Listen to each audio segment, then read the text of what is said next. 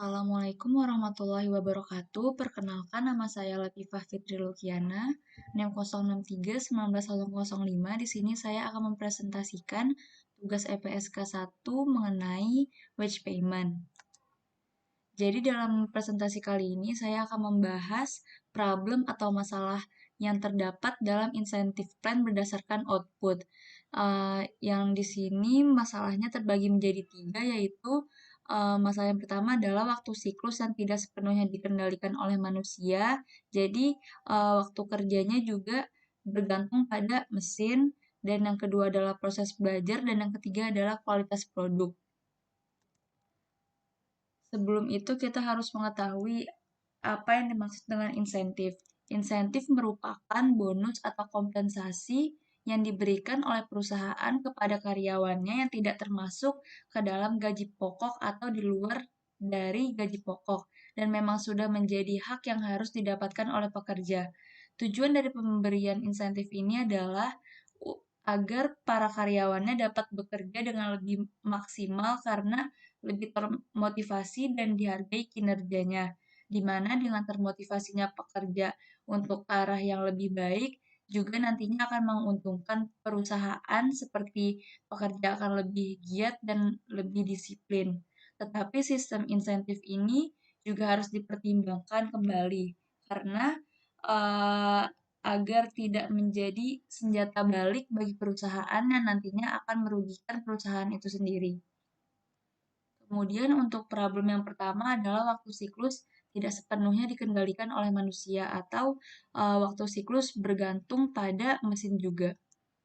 Menurut saya, untuk problem pertama ini, jika waktu siklus tidak sepenuhnya dikendalikan oleh manusia, maka pemberlakuan insentif dapat dilakukan dengan melihat kinerja performansi dari pekerjaan yang dilakukan oleh operator manusia, dan dapat pula dilakukan dengan melihat kelebihan produktivitas yang telah dilakukan dengan melakukan perhitungan untuk melihat tingkat produktivitas yang dilakukan oleh pekerja walaupun terdapat waktu idle atau waktu pengangguran untuk operator.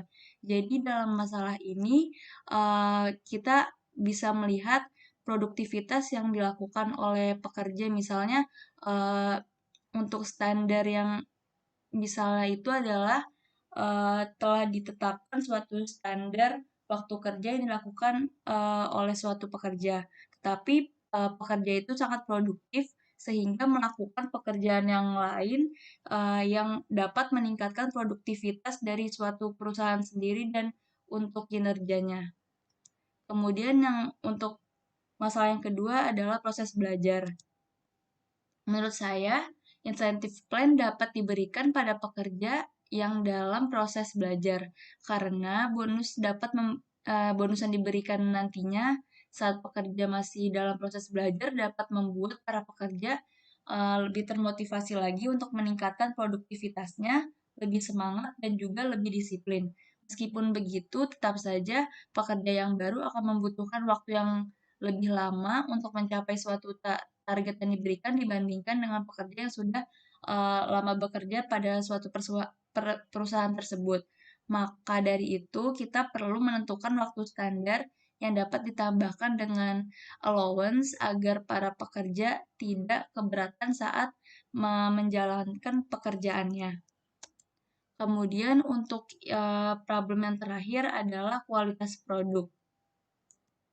Kalau menurut saya untuk hal ini perlu dilakukan kembali kebijakan yang lebih uh, keras dari perusahaan, di mana pekerja harus mementingkan kualitas produk dan tidak hanya mementingkan kuantitas yang banyak untuk mendapatkan insentif, karena bisa saja nantinya pekerja terlalu terburu-buru bekerja untuk mencapai output yang melebihi standarnya yang sudah ditetapkan untuk mendapatkan bonus atau insentif yang besar.